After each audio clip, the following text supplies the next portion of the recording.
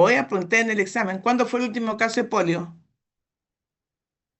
Se los dejo ya, porque si han estado escuchando, ella lo dijo. Muy bien, ya les he dado una pregunta de examen, así que no se quejen. A ver, Moa, voy a Buenos preguntar días, doctora. Ahora comparto. unos días.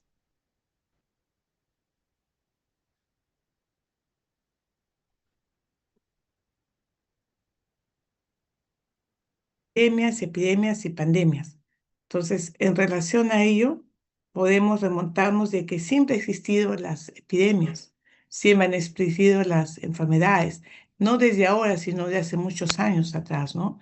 Han pasado siglos antes de Cristo, donde realmente moría la gente, no moría la gente tanto por la propia enfermedad, pero sí por las condiciones de saneamiento, ¿no? Esas guerras que tenían, que duraban meses, años, que traían, pues, lamentablemente un sinfín de enfermedades que al final pues son enfermedades que en esa época fueron emergentes y que llaman la atención que estas enfermedades que estuvieron en el pasado vuelvan nuevamente como enfermedades reemergentes, ¿no?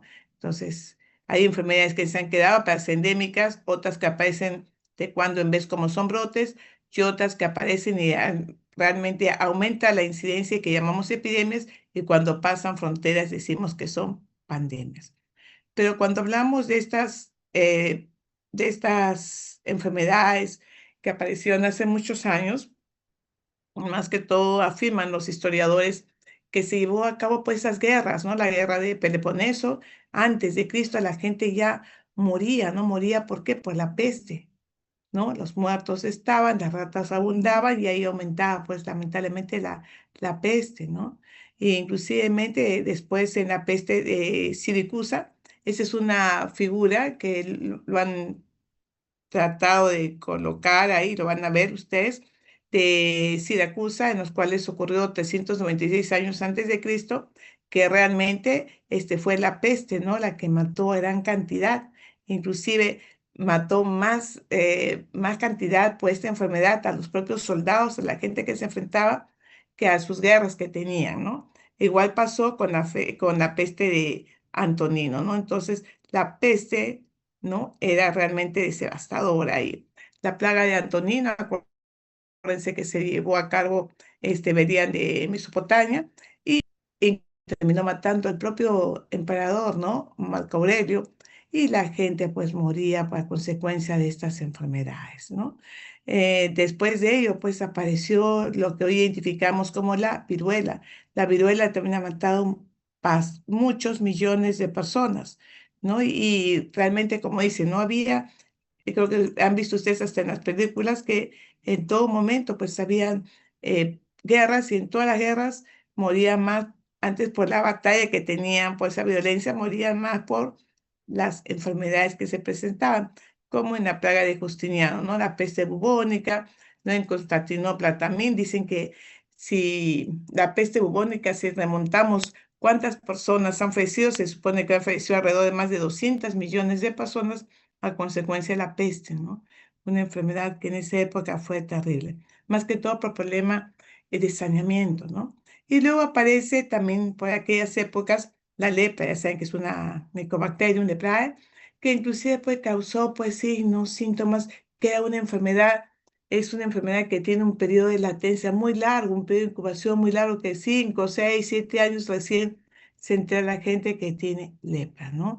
Entonces, se han registrado muchos casos de lepra y eso ha ocasionado pues que lamentablemente por la lepra los ya no viviesen en cuevas, no en zonas alejadas, sino que un grupo de personas los llevó a una casa, los llevó para que puedan estar todos juntos y gracias a ellos se crearon los hospitales, ¿no? Entonces, para poder atender, porque son seres humanos, al juntarlos se creó los hospitales. Entonces, también en América hemos tenido lepras, hemos tenido casos en Colombia, República Dominicana, inclusive la lepra pues penetra después de la conquista, no teníamos. Y tenemos un leprosorio, el leprosorio de San Pablo, ¿dónde queda? Le voy a poner un mapa del Perú y le voy a decir, indique usted dónde queda el leprosorio de San Pablo. ¿Y quién estudió mucho la lepra en esa época? Pregunta examen. ¿Quién estudió la lepra? chicos, Sí, jóvenes. hubo PC, doctora. Muy bien, Reiter. Estoy apuntando, ¿no? Hubo Piseto, ¿no? Estudió la lepra, tanto fue su estudio y llegó a tantas las latitudes que en esa época, pues, un estudiante de medicina fue desde la Argentina a buscarlo para ver realmente cómo era ese estudio y se quedó mucho tiempo ahí, ¿no? Y luego ya salió a hacer sus andanzas por otras partes.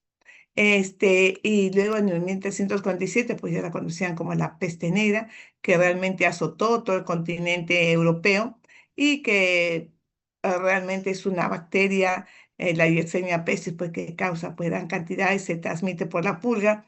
No falta de saneamiento, están los muertos, las pulgas afloran, inclusive por la ropa que tenían, mencionan los historiadores que esta ropa que iban arrastrando, ¿se acuerdan que usaban capas, colas?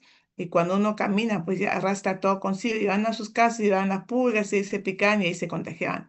Incluso hay un historiador que dicen que a partir de esa época y después pidieron que las colas largas, los vestidos largos, ¿no? Sean recortados, porque era un inicio de llevar enfermedades. Se imaginan, no había pistas, no había nada, caminaban por sobre la tierra y era pues un foco infeccioso, una forma de poder arrastrar la enfermedad.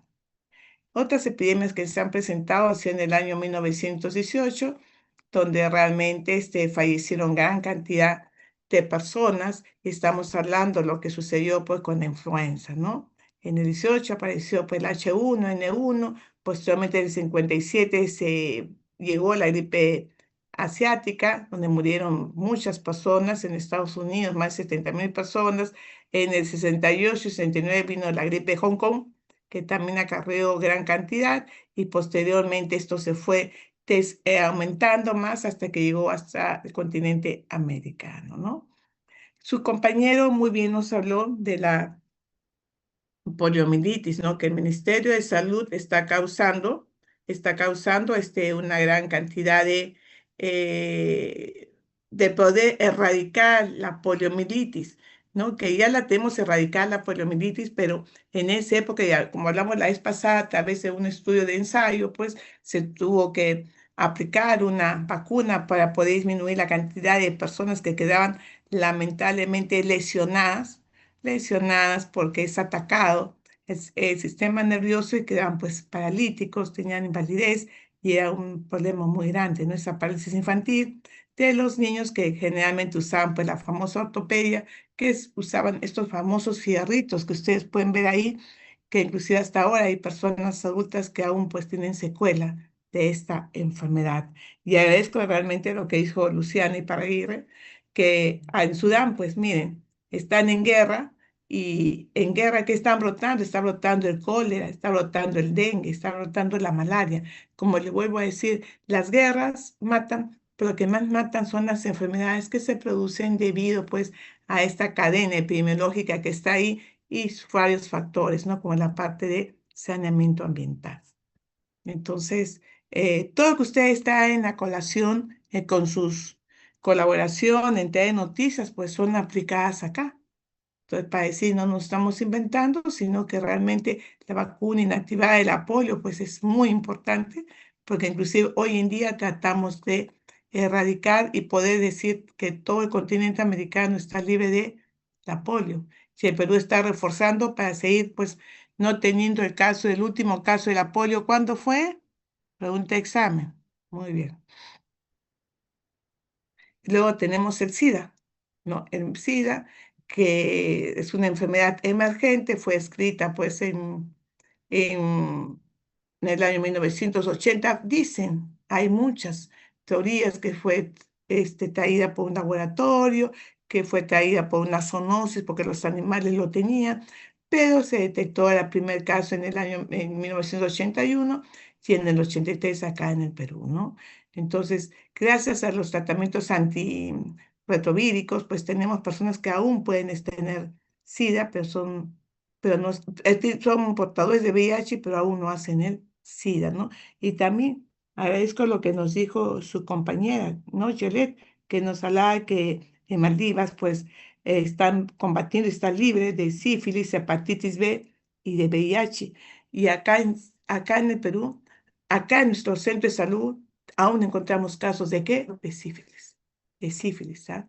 Que uno dirá, mire, ya se pasó el sífilis, por eso uno tiene que cuidarse, de cuidarse mucho de los contagios. Se decía a la gente que siempre una relación tiene que ser muy cuidada porque te contagia la hepatitis B, el VIH y peor aún, la sífilis, ¿no? Entonces, miren todo lo que se está propiciando, estas enfermedades que matan más que las guerras, ¿no?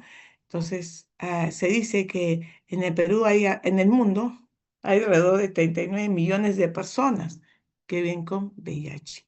Y decimos, ¿se acabó? No, sigue creciendo cada día más. Otra enfermedad que también ha traído a colación un brote de enfermedad conocida como una enfermedad nueva o emergente es el ébola, ¿no? El ébola que fue pues, detectada por primera vez en el Congo y que trae consigo, pues principalmente, como hemos visto, una transmisión muy, muy cerca. Se dicen que es una zoonosis que vino del animal al hombre, pero el hombre realmente se propaga a través de sus secreciones, ¿no? No hay un tratamiento específico, siguen luchando por tener una vacuna, porque en el África pues se sigue teniendo brotes como en Kampala, ¿no? Miren, en Uganda aún tenemos casos confirmados y contactos, ¿no? De ébola. Entonces, es importante ver por qué aparecen enfermedades y cómo tenemos que combatirlas. Hay un libro que me gustaría que en estas vacaciones de enero se lo compren, es El regreso de las epidemias de Hueto.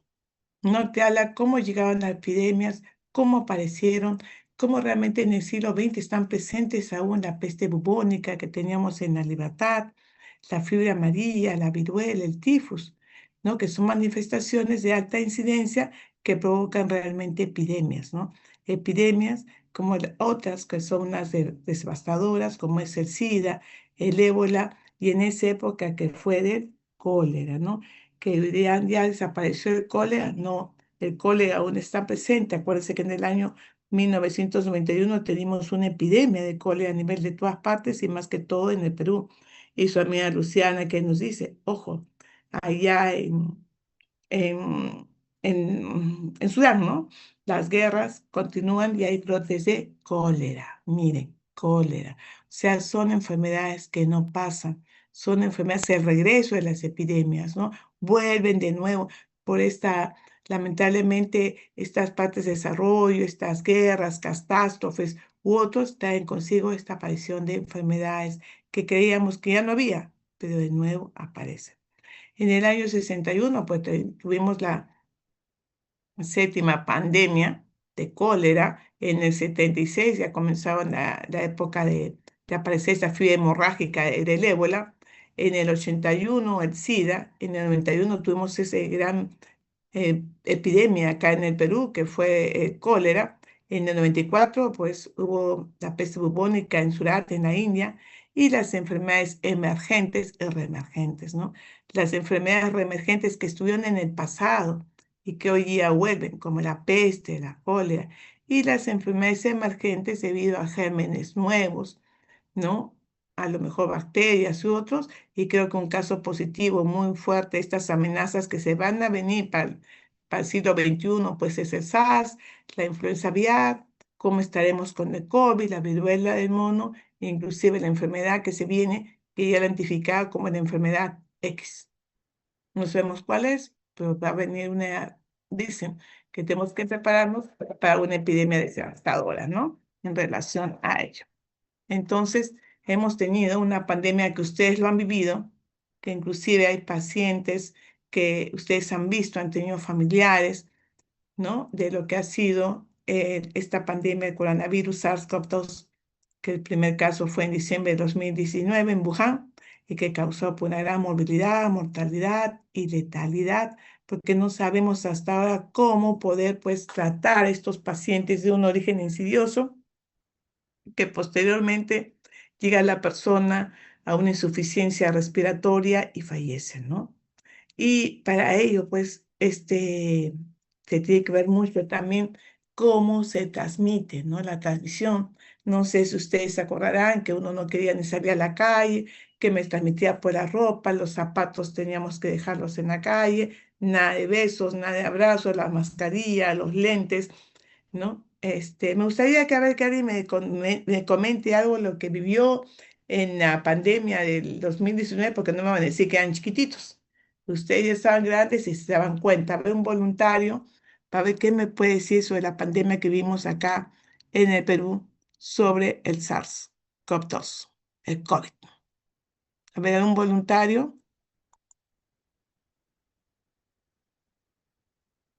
A ver, Stephanie Santillán, ¿qué me puede decir sobre qué pasó en el COVID? ¿Qué experiencias o qué aprendizaje nos dejó el COVID? Doctora, yo digo que la pandemia, aparte que fue algo preventivo en ese momento porque no se sabía con exactitud cómo es que este virus se prevenía, como que yo digo que aparte de lo que es el tema de salud, que era desinfectar los pies, tenías tu cajita de lejía para los zapatos, o tenías zonas específicas para guardar la ropa que venía de afuera y así, ¿no? Y en este caso, todos los profesionales, bueno, en este caso mi papá, que era policía, igual tenía que salir a trabajar y era como que era muy, daba un poco de miedo porque venía de afuera, y después cuando venía a casa, tal vez podía venir enfermo y así, ¿no? Pero en pandemia como que el vínculo familiar que tenía con mis papás o con mi hermano, como que se había fortalecido y como nos hizo más unidos, nos hizo hablar más porque la mayor parte del tiempo pasábamos en casa, entonces éramos como que más unidos. Y así, doctora. Gracias. Una bonita, un bonito relato en relación no de la enfermedad, sino la unión y más que todo ver, ¿no? Esa sensación de si tendemos o no tendemos la enfermedad, estornudamos y todos nos miramos, ¿no? ¿Qué me puede decir, Catherine? Ah, doctora, ¿me escucha? Sí, Bueno, yo recuerdo que en la pandemia, pues al inicio, empezaron a salir, pues primero varones, mujeres, algo así. Me acuerdo que con mi familia nos turnábamos para poder salir y hacer compras, y nosotros pues queríamos comer algo que nos antojábamos, pues tenías que aprender a cocinar para comer eso que te antojabas, ¿no? Fuera de ello también estaba el tema de la prevención, que cuando igual volvíamos, todo se tenía que desinfectar, se fortalecía más el lavado de manos constante. Y me acuerdo pues que mi mamá tenía ahí esos chicletes con resina y todo ello. Y llegábamos y nos sacaba toda la ropa y nos chicleteaba y cuánta ropa pues se malogró con la lejía, ¿no? así es, ¿no? Efectivamente, lo que ustedes dicen es verdad, ¿no? A ver, Ani Fernández, ¿qué nos podrías decir, Ani? Doctora, yo recuerdo que en época de pandemia era también, aparte de estarnos turnando por quién va a las compras, mucha gente salía sin mascarilla, tosía y no le importaba, y algunos estaban ya con sus mascarillas, con sus KN, o bueno, con los que pudieran taparse como para poder protegerse, otros ya, mantenían la distancia, algunos no. Era al comienzo, ¿no? Al comienzo era un poco como que no se sabía del todo las precauciones que debían tomarse. Y bueno, también recuerdo que cada que volvía del mercado, mi mamá me rociaba bastante alcohol, me decía, no, tú no entras acá hasta que primero vas a irte cerca este, de la entrada y bueno, nos hacía irnos de frente sin estar al contacto de nadie y ahí nos teníamos que cambiar de ropa, siempre como teníamos como un cambio. Y de ahí esa ropa se tenía que uno o ventilar o de frente lo lavábamos por precaución. Y Ah, bueno, pues también las medidas preventivas usábamos bastante alcohol, gel, las mascarillas. Es que como mi mamá también es de salud, nos teníamos también que cuidar bastante también, porque ella como paraba también en contacto con el hospital también fue un poco complicado, porque ella en ese momento aún seguía trabajando en el hospital. claro. Ay, todo lo que sucedió. A ver, Almendra, ¿algo más? Almendra, gracias, Ani. Sí, doctora, algo corto nada más. O sea, yo quería relatar un poco sobre, yo pasé la pandemia en un distrito, ¿no? Un distrito relativamente pequeño y un poco alejado. Entonces, demoró en llegar la enfermedad en sí, ¿no? Entonces, había noticias, había todo, todas las campañas, pero como que las personas no hacían mucho caso. La gente seguía caminando, yendo a su tienda, yendo a sus chacras, al campo normal. Entonces, llegó un primer caso y ahí fue todo un escándalo. Y aunque fue todo un escándalo, la gente seguía así las medidas de prevención, ¿no? O sea, en mi pueblo todo el mundo andaba como si no hubiera una enfermedad como tal. Entonces, pese de que había este caso y como la gente no hacía caso, ¿qué hizo nuestra municipalidad? Fue llamar a lo que es el ejército y literalmente llegaron militares a dar toque de queda como tal. Entonces tú no podías salir de tu casa a partir de las 6 de la tarde y ahí fue recién cuando la gente empezó como que a usar su mascarilla, a turnarse para salir, porque después en sí, como era un pueblo pequeño y la gente pensaba que la enfermedad nunca iba a llegar, como que no se tuvieron todas estas medidas de prevención, hasta que empezaron a ver los primeros casos y en donde en sí hasta cerraron lo que es el pase del distrito a la provincia, ¿no? Porque empezaron, como llegaron los primeros casos, todo el mundo empezó a decir que no, que son de los que vienen de la provincia, no sé cuántas cosas, ¿no? Entonces cerraron ese paso, pusieron toque de queda y fue un escándalo por un tiempo. Sí, efectivamente, ¿no? Esas enseñanzas que nos dejó pues la pandemia. Yo en esa época estaba de directora adjunta, salía de trabajar en el MINSA y estaba trabajando como directora adjunta de la DIRIS. Entonces fuimos a sacar la muestra pues a los alcaldes, porque en Punta Negra, la playa de Santa María, San Bartolo, estaban completamente pues la gente en sus casas y se tenía que ir a sacar las muestras. Y yo feliz me iba a sacar las muestras y todo lo demás, hasta fui al María Auxiliadora. Y el chofer me dice, doctor, está usted con una mascarilla simple y está, mire, está donde realmente es el patología, donde estaban todos los cadáveres. Y ahí, cuando vi la cantidad de cadáveres que había, y todo lo que realmente estaba sucediendo era terrible, ¿no? Y posteriormente me colocaron a cargo de las vacunas, donde el colegio de Pedro Ruiz Gallo, la gente se amontonaba, que todos querían vacunarse, y al final, pues, creo que la vacuna fue un punto muy importante para poder al menos cortar esta transmisión, ¿no? Entonces ya tenemos la experiencia de lo que hemos vivido en la pandemia del SARS y eso no se van a olvidar cuando ustedes sean ya mayores, sean ministros de salud, sean directores, van a decir en aquella época del 2000, ¿no? Del 2019, del 2020, miren que las vacunas, cuántos murieron, nunca se van a olvidar de ello. Efectivamente, ¿no? Cuando hablamos, su compañía nos ha dicho, y hablamos de grupos de uno o dos personas que no querían protegerse o el grupo, pues ese grupo que primero tiene la enfermedad en un espacio, un tiempo, se llama conglomerado, ¿no? Entonces, se pregunta examen, ¿cuál es ese agrupamiento de casos? Si es la forma más rápida de poder detectar un brote, es decir, ojo, mire, si acá veo que tengo uno, dos, tres, cuatro, cinco, cerca de esta organización, supongamos Las Palmeras, ¿no? Ese es un conglomerado, ¿no? Cuando hablamos de que puede ser un brote esporádico, cuando no se observan casos de continuidad, ¿no? Aparece un caso en Breña, un caso en Los Olivos, no hay continuidad, es esporádico. Cuando decimos que es endemia, ya creo que la influenza se quedó como una endemia, tales como el COVID.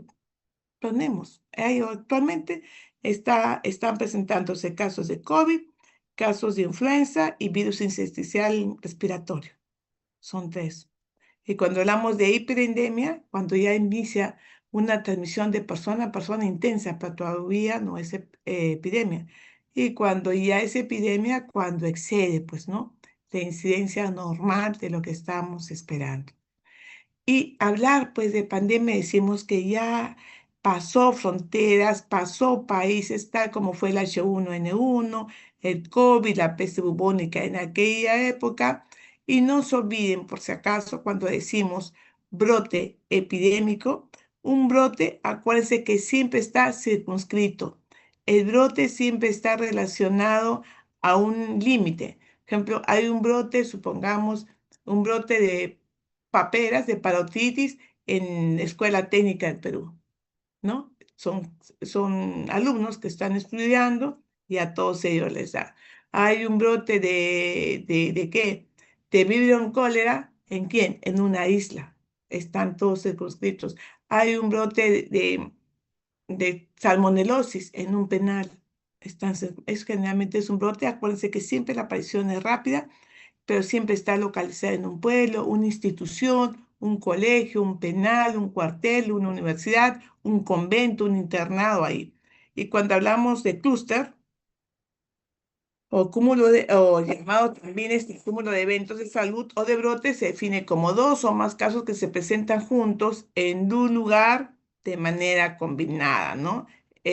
Son de baja frecuencia y nos llama la atención porque está apareciendo pues estos casos, ¿no? Que aparecen dos casos combinados en eventos, que está apareciendo uno y otro a la vez, ¿no? Entonces, eso es muy importante decir. Entonces, cuando hablamos de epidemias, a veces nos complicamos con brotes, epidemias. Sí, hay una pregunta que siempre se dice, no es una definición muy buena, pero en ello le quiero preguntar a ustedes, si aparece un caso de viruela, ¿qué vendría a ser acá en Lima? De viruela, no la viruela del mono, sino viruela.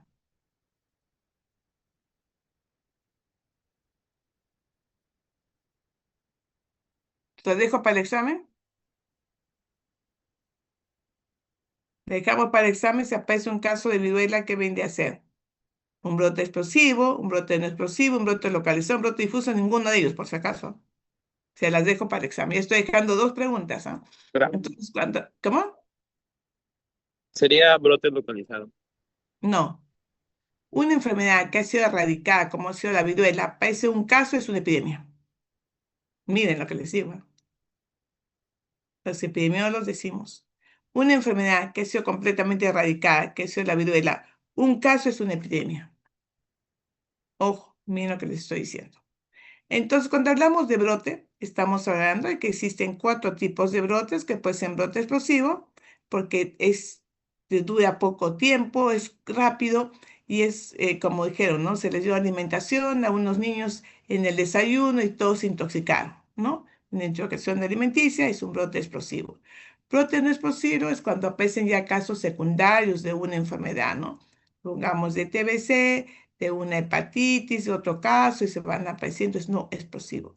Brote localizado, acuérdense que siempre el brote localizado es el que aparece, que generalmente lo tenemos en una universidad, una fábrica, un cuartel, un penal, y el brote difuso es el más terrible porque son enfermedades que no sabemos dónde está. Comienzan los casos a aparecer por una zona, por otra zona, y se difunde, ¿no? Tal como sucedió con el COVID, que estamos viendo lo del aeropuerto, son 2 casos, 3 casos, apareció más, aparecieron en San Martín, aparecieron en San Martín de Porres, en el Lima, ya estaba en Surco, terrible. Entonces es un brote difuso, es el peor brote que se puede presentar cuando es un brote difuso. Entonces, cuando hablamos de brotes, en epidemiología se tiene que realizar 3 actividades. Uno, realmente es un brote, hacemos la investigación formal de brote. Y lo principal, cuáles son las medidas de control que tenemos que implementar. Y por supuesto, decimos a partir de ahora hay que seguir, ver, vacunar, ¿qué? Y ver. Y el tercer punto, la actividad es el seguimiento de los impactos de dichas acciones. Realmente al vacunar, al eliminar los inservibles, al usar mascarilla, estamos realmente mejorando los puntos de que realmente ya no haya mayor cantidad de casos. Entonces, acuérdense, son 3 actividades: investigación formal, implantación de medidas de control y seguimiento, ¿no? Entonces, para ello es importante, apenas tengamos casos de estas enfermedades, tenemos que detectar oportunamente, dar la alerta epidemiológica, pues yo les pongo la alerta epidemiológica que dicen, ojo, ten cuidado, están apareciendo casos. Por lo tanto, te estoy notificando que van a venir casos, supongamos, de dengue, están aumentando casos de dengue, ustedes han visto la alerta epidemiológica de Oropuche, hay casos de sarampión, ya te están avisando para que tú tengas que una respuesta epidemiológica a través de medidas de control, ¿no? De un monitoreo, medidas de prevención más que todo.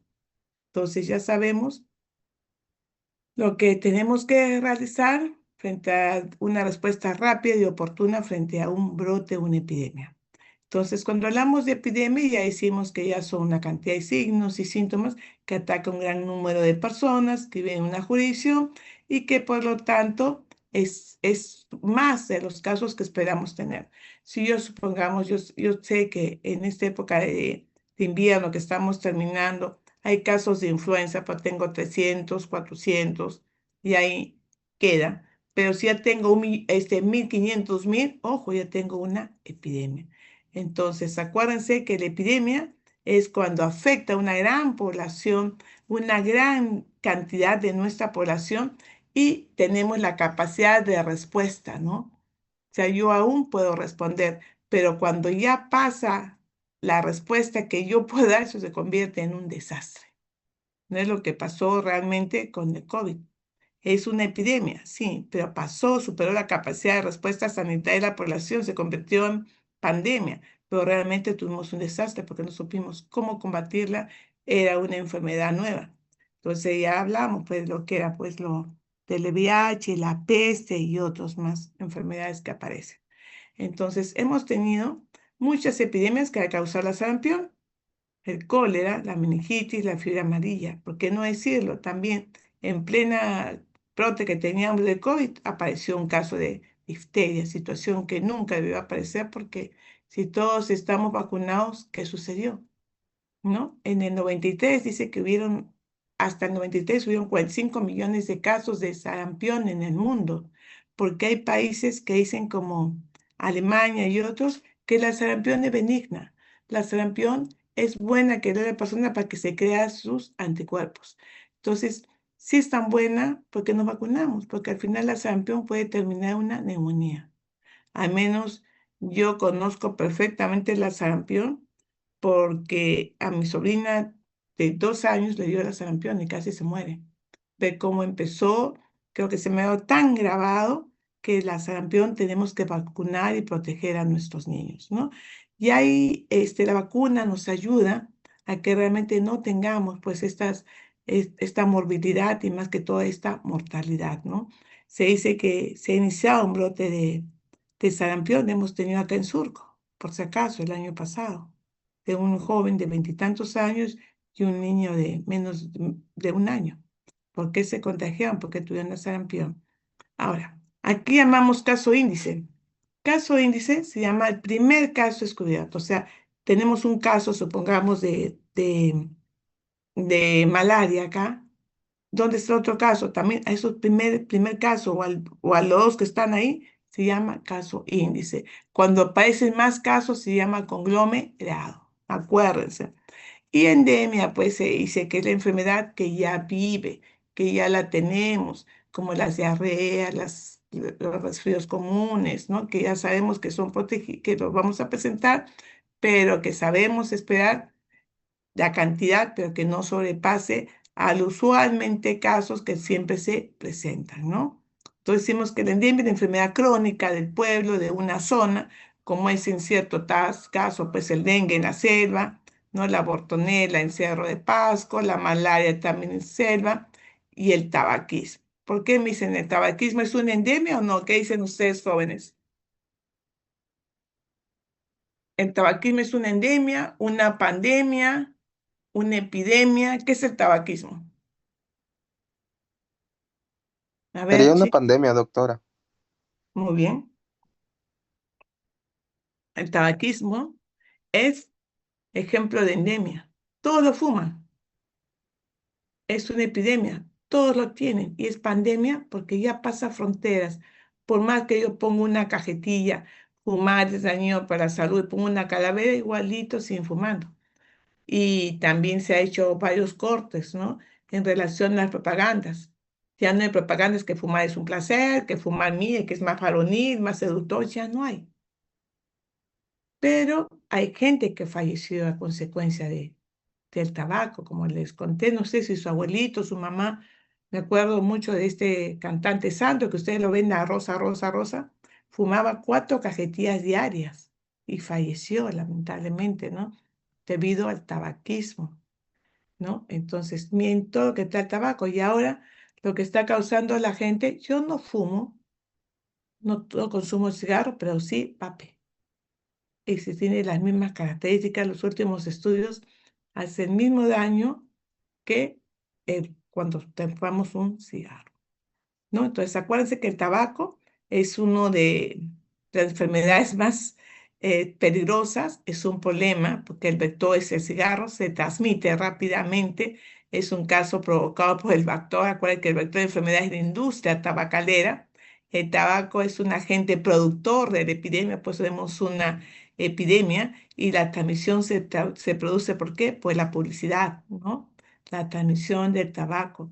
Por lo tanto, el comportamiento, ¿no? El hábito. La gente dice, no, yo me siento bien, me siento muy bien cuando yo fumo. Y se ha visto en la universidad. Hay chicas y chicos que en la universidad hasta afuera están fumando, ¿no? Entonces, pues, tenemos que mejorar nuestro estilo de vida. ¿Cómo yo puedo decir que fumar es un peligro si yo estoy con mi cigarro afuera? Y no solamente hombres, sino señoritas también.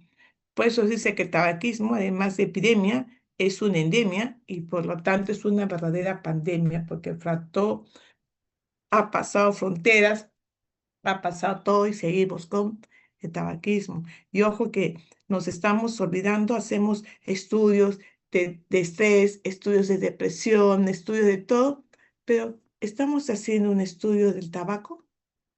Ojo, estamos haciendo un estudio epidemiológico del vape. Sí, importante hacerlo, ¿ya? Porque nos estamos olvidando y cuando vienen a supervisar dicen, hay estudios de tabaco y no lo tenemos. Se los dejo a ustedes. Entonces, ¿por qué aparecen las epidemias? Aparecen porque se introduce un patógeno nuevo en una civilización, como fue el caso de VIH, del COVID, del H1N1. Hay aumento de dosis infectiva en el agente. El agente antes era más suave. Ahora, con tanto antibiótico o tanto, mm, ¿no? Que uno mismo se automedica, ya no se hace una resistencia a lo que estamos consumiendo. Tal es el caso del tratamiento para tuberculosis, ¿no? Y también tenemos microorganismos que dan un aumento de la patogenicidad y virulencia. Antes podían ser sensibles, pero ahora se hacen resistentes. También las epidemias aumentan por los cambios de conductas sexuales, ¿no? Sociales, se introduce una nueva transmisión. ¿Y por qué no decirlo? Hay aumento de población susceptible. ¿Qué quiere decir? La gente no se quiere vacunar. Al no vacunarse, aumenta la susceptibilidad y es más fácil para que uno tenga una epidemia. Y peor, cuando nosotros nos reducimos a zonas endémicas. Hay personas que dicen, no, yo soy joven, no me pasa, me voy a Madre de Dios y aparece con sus leishmaniasis. Entonces tenemos que estar vacunados, tenemos que protegernos, tenemos que usar manga larga, tenemos que usar repelente para no tener estas enfermedades.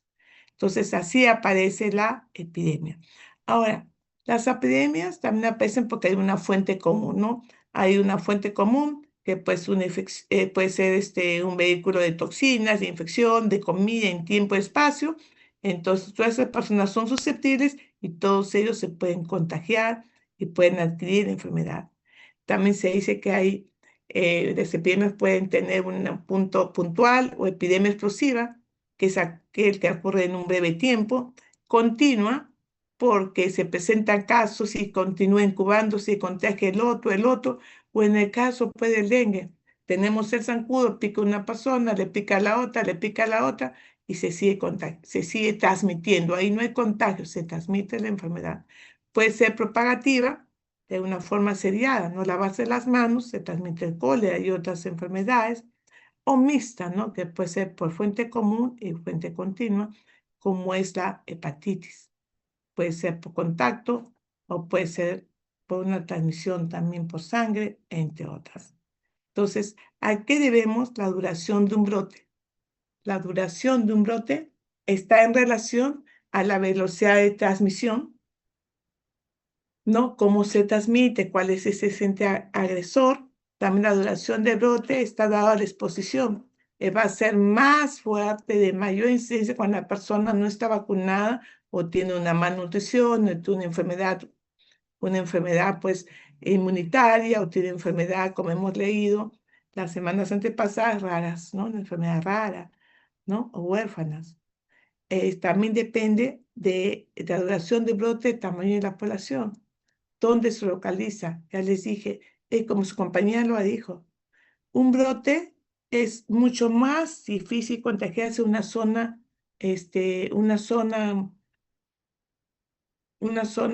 se puede decir, de campo, ¿no? En un distrito alejado de Lima metropolitana, del cercado, es mucho más difícil poderse contagiarse. En cambio, en Lima metropolitana, en lo que es Callao, en lo que es Arequipa, en lo que llama la ciudad, sí, porque hay hacinamiento, no te digo que hay hacinamiento, pero las personas están muy cerca, las casas están unas a otras.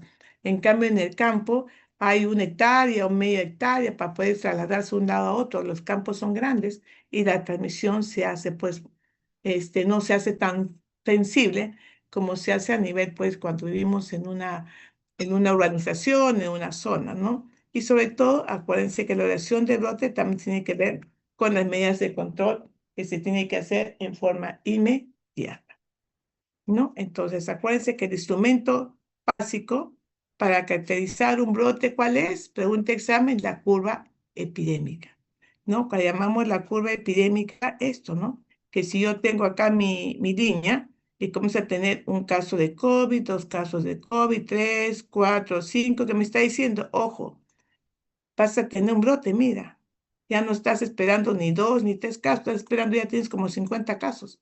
Por lo tanto, ya tienes un brote, ¿no? Entonces, dependiendo del brote, hay que ver 3 aspectos. Hay que ver la fuente, el modo y la exposición, ¿no? Hay que ver cuál es la fuente probable del brote, cómo se transmite y quiénes están expuestos a enfermarse sobre estas enfermedades que se está presentando en la población, ¿no? Entonces es muy importante evaluar ello. Entonces, cuando hablamos de la curva epidémica, es muy importante ver cómo es la curva y cuál es el canal endémico.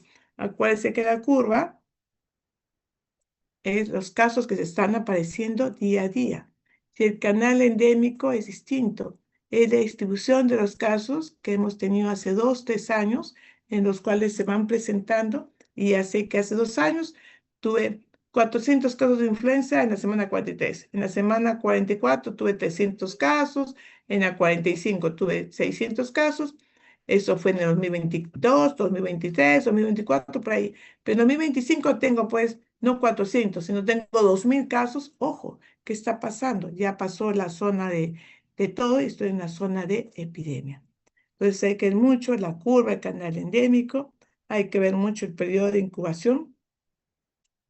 Es importante, pues, es conocer cuál es el agente agresor. ¿Será un dengue? ¿Será la malaria? ¿Será la fiebre amarilla? ¿Será pues una sarampión?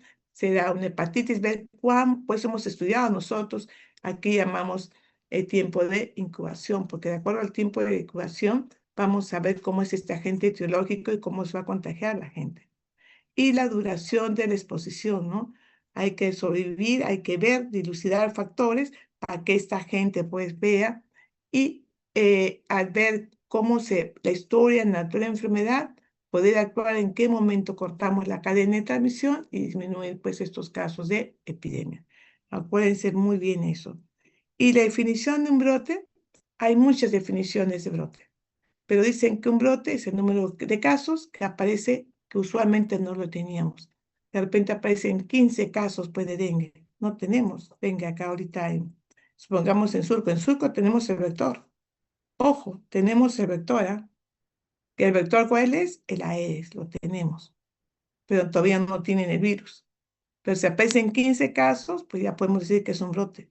Llamamos un brote cuando hay un incremento inusual de casos, cuando hay casos que se presentan en un tiempo, en un lugar bien definido. Ese es un brote. Acuérdense que el brote siempre está bien definido en un local.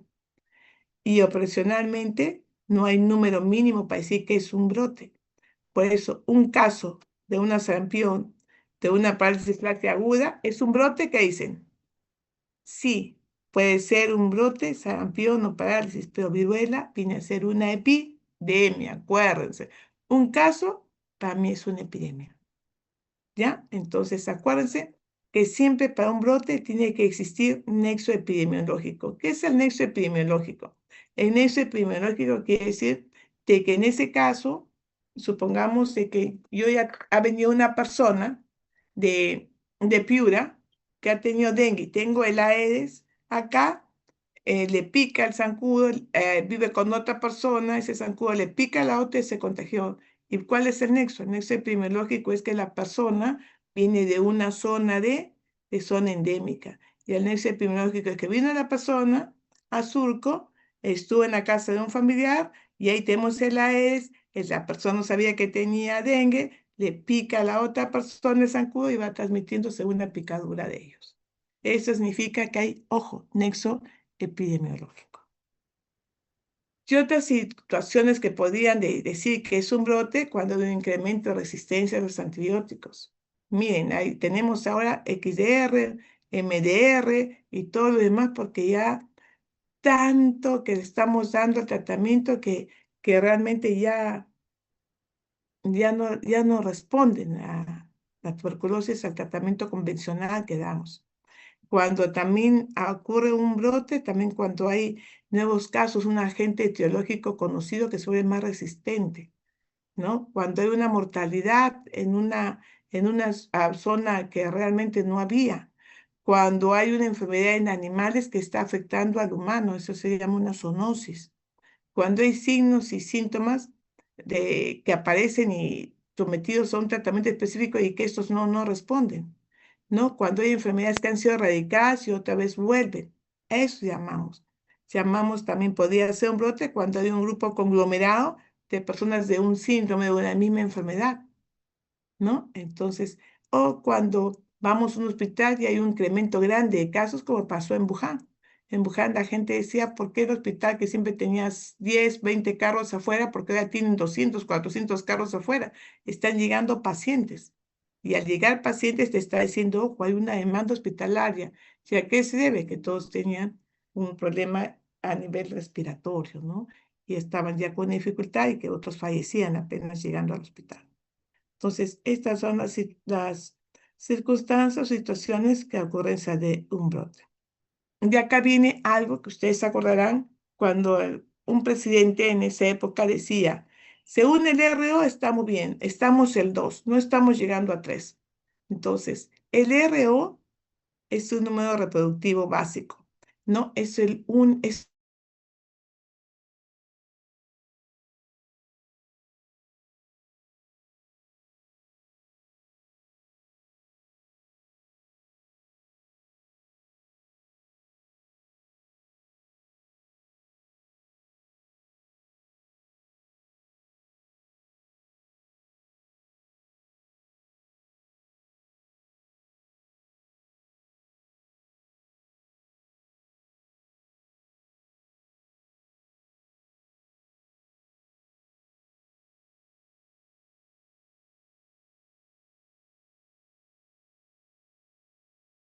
y la duración del contagio.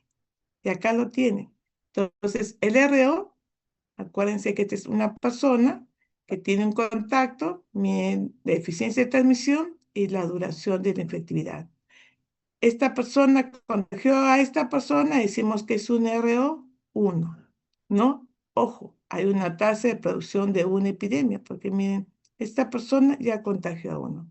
Y para que entiendan mejor es esto. Esta persona, ¿no? Contagió a uno, contagió a otro y miren cómo sigue el contagio. ¿No? Esta persona, ¿se dan cuenta? Cómo va contagiando, ¿no? Entonces, este verdecito es la persona susceptible y este amarillito es la persona infecciosa. Y acá se dice que estamos en una transmisión R1. Pero realmente cuando tuvimos esa transmisión de una persona, miren cuántos contagiaron, pero en época del COVID teníamos en R2. Entonces ya saben, miren cómo se van contagiando, ¿no? Acá tienen una persona, miren, acá ya pasó mayor a 1. Una persona a cuántos susceptibles y sigue contagiando. Es lo que quiere decir cuando hablamos del RO. ¿Ya? Entonces, para poder ver la detección tardía de un brote y la respuesta ineficaz es esto. Cuando realmente están los casos, está aumentando la curva epidémica y nosotros no hacemos nada. Entonces, el primer caso, acuérdense que es el caso índice.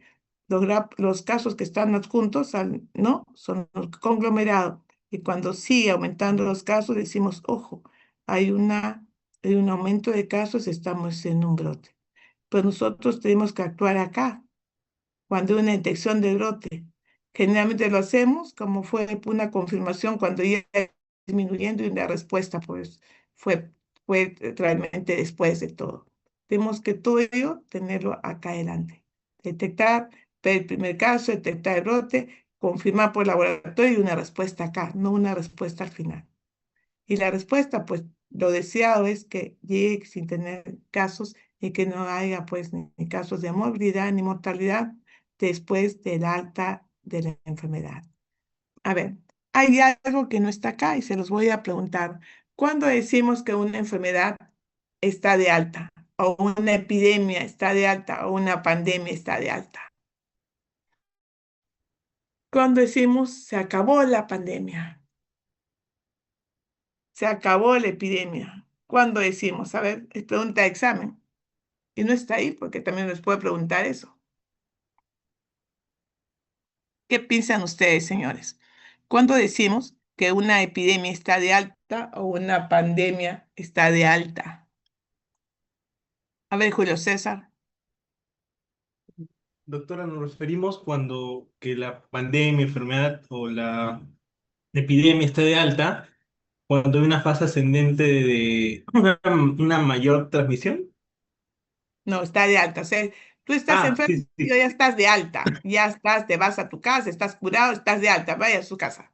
No, yo creo que sí, sí. Una menor transmisión de, ya, bueno, ya una menor transmisión en caso de pandemia o que el paciente ya no presenta algún síntoma de la enfermedad ni Ya, una... pero decimos una pandemia. ¿Cuándo decimos que una pandemia o epidemia está de alta? Disminución de casos cuando hay una... Disminución de casos, no, porque siguen los casos.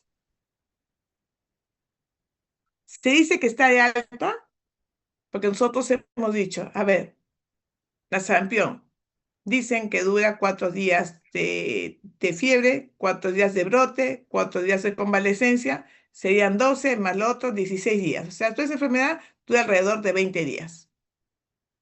Al 20 días, yo digo, la paciente se puede ir, ¿verdad? Entonces, es igual. Una pandemia está de alta cuando se supone que a partir del último caso, espero 20 días, porque supone que su la enfermedad no aparece en un caso. Aparece otros 20 días, no aparece ningún caso, decimos que esa enfermedad está de alta. ¿Se dan cuenta? Segundo, que dura la enfermedad 2 periodos que no se presenta ni un caso en esos 20 días o esos 30 días que vienen a ser 60 días, ¿no? No aparece en un caso, decimos, le hemos dado de alta a la epidemia, hemos dado de alta a la pandemia. En el caso de COVID, ¿se dio de alta? No. ¿Se dio de alta? Aún no. ¿Por qué? Porque lo hemos dejado la epidemia, la pandemia como una endemia. Pero se dijo, ojo, estamos dando de alta, se acabó la pandemia, porque ya no está pasando de transmisión de frontera a frontera, porque ya se ha vivido como una endemia. Ni tampoco ya tenemos los casos que teníamos 50, 80, 100 casos, sino ya hay disminución de casos. Pero la verdadera alta es cuando ya no aparece ningún caso, 2 periodos de que dura la enfermedad. Cuando 2 periodos juntos de lo que dura la enfermedad no se presenta ninguno, decimos que está dado de alta la pandemia o la epidemia. ¿Me han entendido? Es una enfermedad de hepatitis con los pródromos, la incubación, los casos, me dura, supongamos, 25 días, ya me han aparecido 80 casos, y el último caso fue, supongamos, el día de hoy, y esta enfermedad me ha durado, supongamos, 22 días, tengo que esperar 22 días que no aparezca ningún caso, más 22 días más que no aparece ningún caso. En estos 44 días, supuestamente no apareció en un caso, decimos, estamos de alta a la epidemia. ¿Han entendido o no? Es el tiempo que dura la enfermedad, donde en 2 casos consecutivos no aparece ningún caso. ¿Me entendieron? Adriana Lázaro, ¿me entendió? Adriana, Sí, doctor. ya no sé que te pregunten en el examen, ¿no? Muy bien, eso se llama dar de alta a una epidemia. Entonces ya saben el primer caso índice, el grupo de casos que viene conglomerado, los casos confirmados, pero acá es cuando hay una detección tardía del brote y una respuesta ineficaz. Esto todo tiene que ser acá adelante. Acuérdense también que es muy importante cuando hablamos del RO. El RO es una medida muy fundamental para ver cómo se está llevando la transmisión de la enfermedad. ¿Cómo podemos reducir rápidamente el RO? El RO tiene que estar lo mínimo, no puede tener muchos casos. Entonces decimos que el RO, para tener cero, no presente ni uno ni dos, como estuvimos en tiempo de COVID, porque se transmitía muy rápido, la epidemia tiene que ser controlada, ¿no? Al ser controlada, pues no tiene que aparecer ningún caso. Tenemos que controlarla a través de vacunas, a través de, de- de lavado de manos, de una bioseguridad donde cortamos la transmisión. Puede ser que ustedes entráramos todos en qué? En cuarentena, ¿no? Por eso todos estuvimos encerrados, que la gente dice cómo nos encerraron, porque la gente seguía saliendo a la calle y seguían transmitiéndose. Ustedes han visto, hay gente que no le da importancia, no pasa nada, pues sin embargo la gente, nuestros médicos, nuestras enfermeras, nuestro personal técnico moría por atender a estos pacientes, ¿no?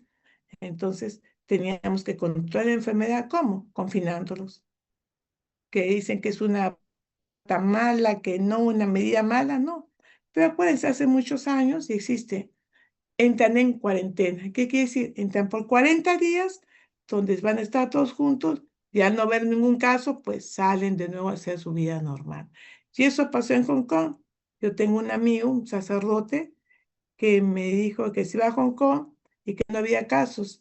Y le digo, ¿y por qué te ibas tantos días? Me dice, no, que yo llego, me alojan en un hotel, tengo que estar también 40 días, hacerme cuarentena, y cuando ya no tenga un caso, recién puedo presentarme al sitio donde estoy dando pues la Eucaristía, donde está dando pues la parte de la religión, ¿no? Miren todo lo que tenemos que hacer para que una epidemia sea controlada, ya sea por medidas de seguridad o también cuando ya usamos las vacunas.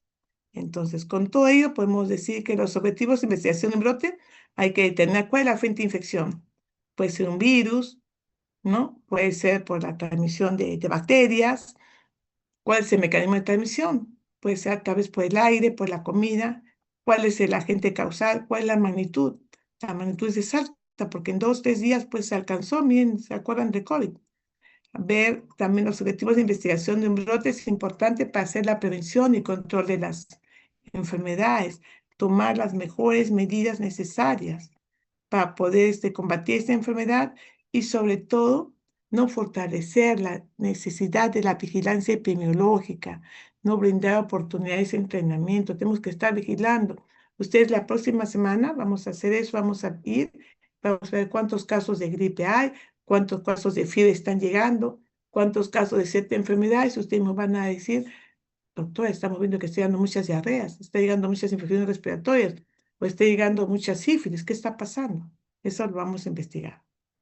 Los objetivos de brote son determinar la fuente de infección, mecanismo de transmisión, agente causal, cuál es, la magnitud de brote, prevención de enfermedades y sobre todo, qué control inmediato es necesario y factible.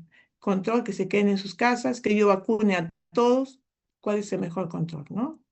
Si el control de un brote, tengo que eliminar la fuente patógena.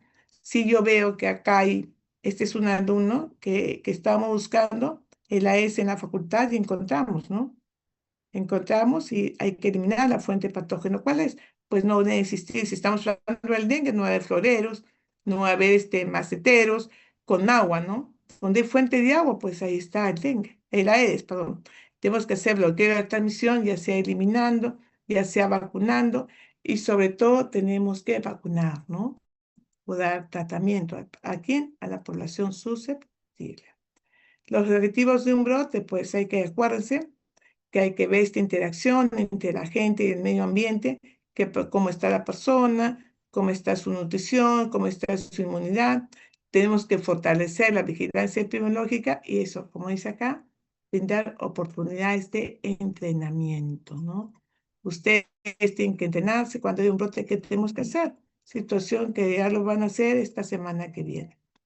Los pasos para investigación de un brote, pues tenemos que prepararnos, tenemos que salir al campo, ver efectivamente cuántos casos tenemos que también ver cuáles son los casos, a qué llamamos casos, plantear una hipótesis, tenemos que ver si realmente lo que estamos pensando es hacer un protocolo y difundir y comunicar el hallazgo, no solamente decir, mire, yo he tenido ahorita 4 casos de difteria, pero mejor me quedo callada, he tenido 15 casos de tos convulsiva, pero no digo nada, no, tengo que decir para que la gente sepa y se pueda cuidar, tenemos que difundirlo. Entonces, acuérdense que control de un brote, remoción, bloqueo y eliminación de los susceptibles. Entonces, es muy importante a través de todo ello tener las estrategias. La mejor estrategia es hacer una vigilancia epidemiológica acerca de los casos que se están presentando. Siempre ver el laboratorio para detectar cuál es el agente. Hacer una investigación de campo siempre van a ser muy importantes. Los estudios descriptivos son muy importantes para hacer un estudio de campo, ¿no? Hacer estudios quizás, si queremos ver la fuente de contaminación, cuál es, hacer estudios observacionales y analíticos, y si queremos pues aplicar a lo mejor una droga, medicamentos o vacunas, pues tenemos que hacer estudios experimentales, ¿no? Vamos a hacer unos estudios de ensayo para ver si esta vacuna va a mejorar la situación, va a cortar la cadena de transmisión. Y por último, tenemos que hacer un trabajo sectorial, multisectorial y participación ciudadana. Su compañía muy bien lo ha dicho. Hay personas que no hacían caso del cólera. No, no pasa nada, es mentira, es un cuento y al final llevan el contagio a su propia familia, ¿no? Entonces, la capacidad de actuar en un brote es importante, ¿no? Siempre acuérdense que es importante de las alertas epidemiológicas porque te está detectando en qué punto vamos a tener pues un brote. Entonces te dice, ojo, tenemos que investigar, tenemos que estar atentos a la vigilancia que está pasando de casos que supuestamente pueden llegar a nuestra comunidad, ¿no? Y por lo tanto, tenemos que ver la severidad de la enfermedad. La severidad de la enfermedad es importante porque nos va a revelar si esta enfermedad tiene mucha letalidad y también ver cuántos casos de hospitalizaciones tenemos, porque eso nos va a decir, esta enfermedad es muy letal, están llegando y están falleciendo por la enfermedad. Eso te va a dar la severidad de la enfermedad. Y definición de casos. Nosotros hemos hablado de casos. Entonces, cuando hablamos de caso, es una estandarización, que yo no hablo de la persona tiene una colelitiasis, tiene una apendicitis, no, tengo un caso. Y por lo tanto, si es un caso de dengue, un caso de malaria, cada uno tiene sus casos que son determinados y clasificados para decir si es un caso de dengue, un caso de malaria, que lo vamos a ver en la práctica. Entonces, la definición de un caso es como un instrumento diagnóstico, ¿no? Que cumpla todos estos atributos. Si es una persona, a ver, que tiene fiebre, que tiene malestar general, que tiene algunas petequias, que tiene dolor abdominal, ¿de qué estamos hablando? Y que viene de Piura, ¿de qué estamos hablando?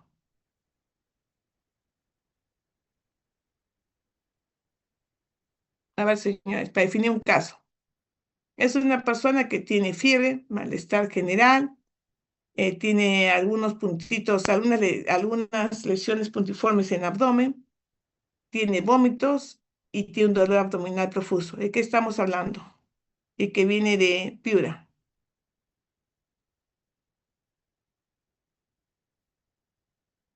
Jóvenes,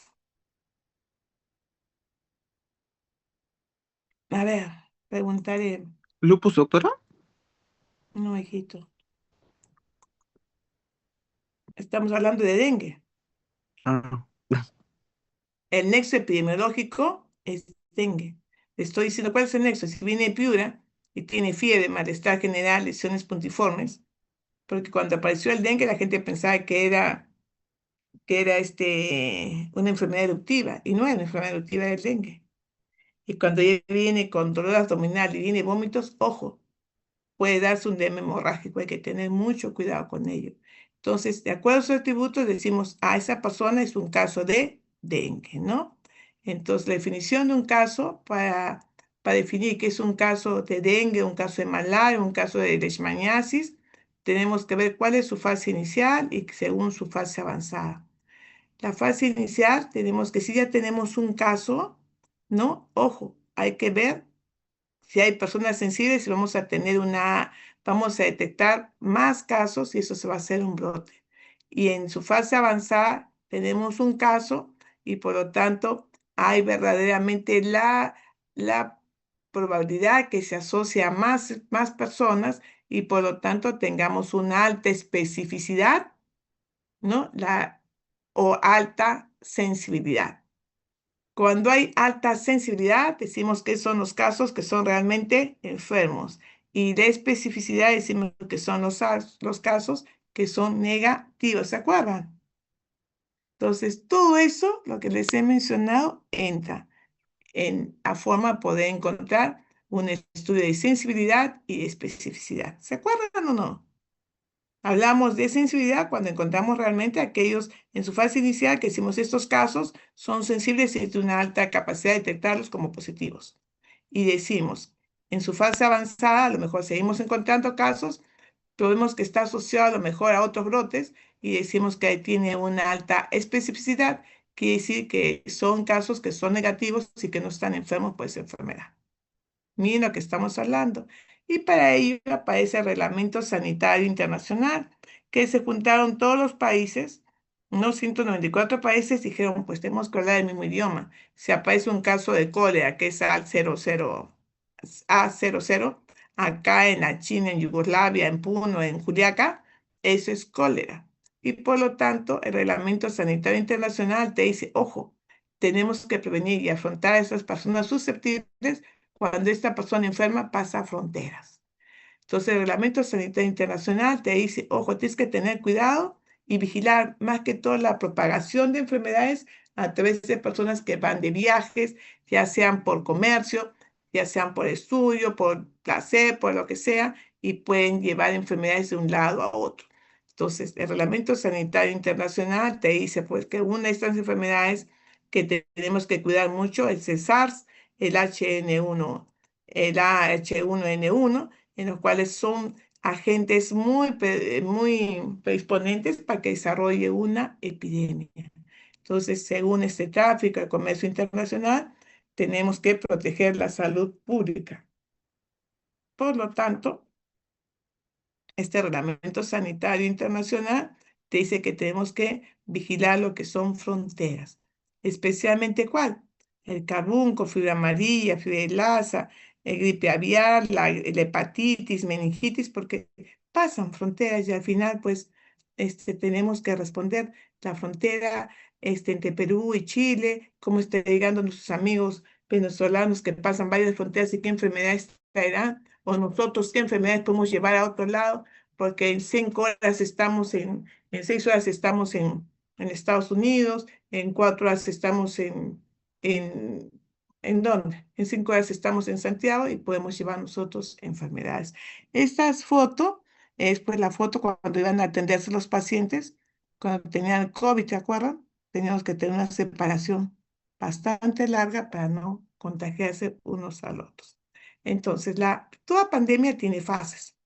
¿Se acuerdan? Estamos en fase 1, fase 2 y según la pandemia, dice que estamos fase 1 cuando no hay ningún virus que circule en animales ni en personas, ¿no? Fase 2 cuando hay un virus que circula entre animales y causa ya lesiones en personas. Fase 3 te dicen que hay ciertos focos esporádicos de transmisión, ya de persona a persona. Fase 4 te dicen que ya hay brotes, porque hay un incremento grande de contagios de persona a persona, y en fase 4 te dice, ojo, riesgo de una pandemia. Fase 6 se dice que ya la enfermedad se transmite de persona a persona, ya pasó países y la pandemia es eminente. Y fase 6 es cuando la epidemia global ya está en marcha. El COVID, ¿a qué fase llegó? A ver, señores, a ver si me responden. Señores, ¿el COVID a qué fase llegó? A ver, señorita Palomino, ¿el COVID a qué fase llegó? Siguiendo esta gráfica, habrá llegado hasta más allá de la fase, hasta la fase 6, que fue la Muy pandemia. bien, así es.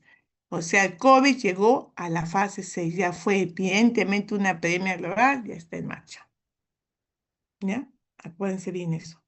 Entonces, con todo lo que les he mencionado, es importante revisar algunos virus que realmente han causado pues una gran incidencia de enfermedades, como fue en el 2013 el virus de la influenza aviar H7N9, que sí se apareció por el contagio que hubo entre el animal, el ave, y comenzó a contagiarse hacia las personas. Entonces hubieron una serie de genes que se produjeron y tenemos el H1N1, el H9N2, en los cuales pues los que dicen que los que mostraron pues probablemente y actuaron como huéspedes fueron los patos, los pollos, posteriormente las aves. Y yo pregunto, acá en los pantanos de Villa tenemos 150 especies de aves. ¿Nos traerán alguna enfermedad? Lo dejo en interrogativa, ¿no? Y ahí tenemos la situación de brote de influenza aviar que también llegó acá en el Perú ahora, ¿no? Pero más que todo llegó en las aves. Y nosotros nos preguntábamos cómo podemos tener la gripe aviar en aves de corral. Y felizmente que no pasó a tener pues en aves también de nosotros, ¿no? Llamó la atención, pero es en China sí presentaron 129 casos y es una fuente de infección que siempre sucede allá en los países asiáticos. Entonces, es importante estar vigilando, ¿no? De 3 casos que se han presentado por la gripe aviar, subtipo N1, ¿no? Y ver que estos casos se han presentado en Bolivia, Brasil, Chile, Cuba, Perú, en el año 2021 y en 2025 también se presentaron algunos casos. Hay unas epidemias, también comenzaban a decir hace muchos años, se está presentando una epidemia en el norte de Perú y en el 2017 ya estábamos hablando del dengue, ¿no? 2018 ya hemos tenido el dengue, 2022 hubo un brote de dengue en el país, en el norte, 2023 ya comenzó a bajar, ya no solamente a Piura, llegó a Lima, en 2024 Perú notificó más de 173.000 casos ¿de qué? De dengue. No, 2025 hemos tenido hasta la semana 13 24.000 casos, pero espero que ya no sigan aumentando, no creo que pase lo que sucedió en el 2023, que tuvimos 264.000 casos, 2024 un poco menos y ahora hemos tenido menos.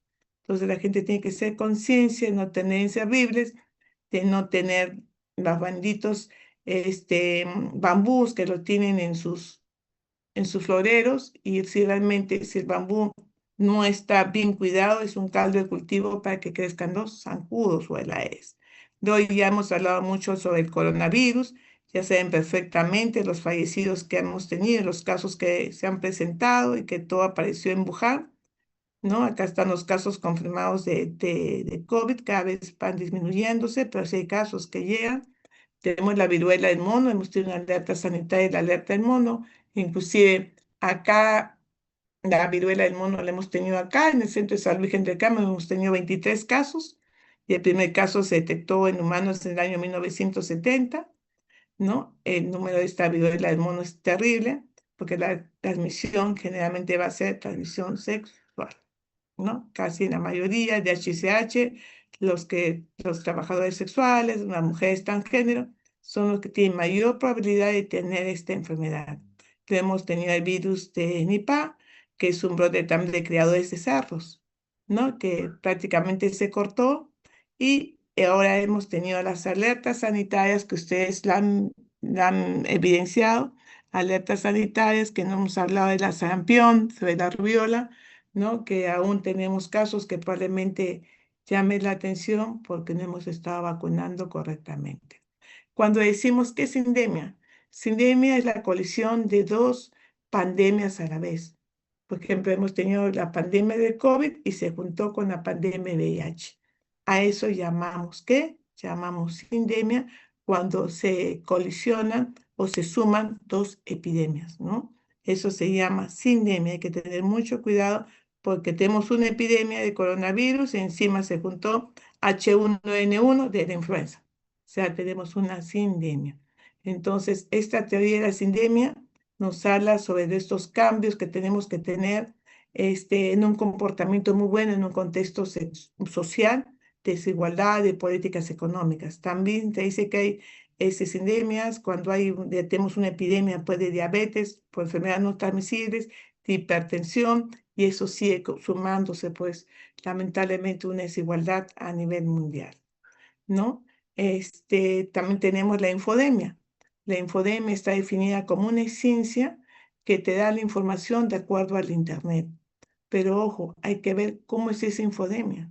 ¿No? A lo mejor te dicen no te vacunes, que es malo, la prevalencia de conceptos, las razones de conceptos, hay que revisarlos muy bien. Entonces, en infodemiología tiene que hablarse muy bien, es una ciencia para poder determinar por Internet qué enfermedades están cursándose y qué debemos de hacer para combatir esa enfermedad, ¿no? Es importante ver esta información de las epidemias que ya comenzaban a dar pues algunos obstáculos o informaciones que sí son buenas y otras que no son seguras, ¿no? ¿Y qué tenemos que investigar? No las noticias nuevas, sino los rumores. Inclusive, si ustedes entran a la Dirección General de Epidemiología, ven vigilancia de rumores. Si la gente te dice, miren, ahí hay unos niños que están tosiendo mucho, que están llegando al vómito, pues hay que ir a ver qué está pasando ahí, ¿no? Entonces, la investigación es necesaria para ver el número de personas infectadas, para ver cuál es la presencia de estos cuadros clínicos que aparecen, cuál es el interés del público y sobre todo el potencial de contribuir nosotros con el conocimiento médico, ¿no? Que no suceda como lo que pasó en el COVID, no sabíamos cómo actuar frente a estos casos. Para esto hay unos esquemas de cómo investigar las epidemias, ¿no? Que hay que determinar cuál es el problema, saber el diagnóstico de la enfermedad, tiempo, lugar y personas que ustedes ya lo conocen, cuál sería la hipótesis, por qué aparece la enfermedad y cuál sería la mejor medida de control, si los aíslo, si los vacuno, qué hago con ellos, por realizar estudios, investigación y de acuerdo a ellos salir al campo y decir, ojo, lo que hemos sacado, pues lo estamos vertiendo a la comunidad y está saliendo efectivo. Todo esquema de información en brote es igual que una tesis. El título, los autores, la introducción, objetivos, la metodología, mis análisis, mis anexos y mi referencia. Ese es el esquema de información que hacemos cuando hay un brote en una comunidad. Y la mejor tasa para medir un brote, ¿cuál es? La tasa de ataque que te suma los casos nuevos sobre el personal de riesgo.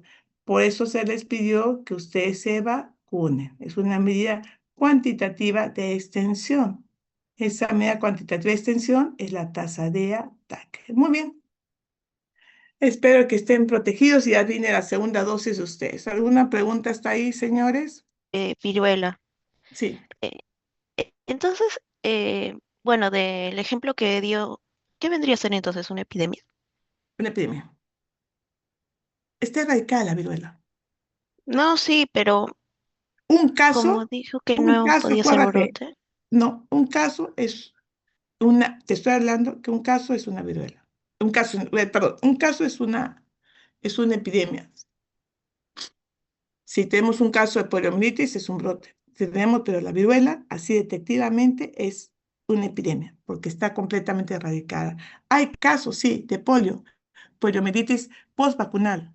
Te vacuna, lamentablemente la persona es sensible y hace la reacción. Pues a mínima dosis de virus atenuado, la persona hace la reacción.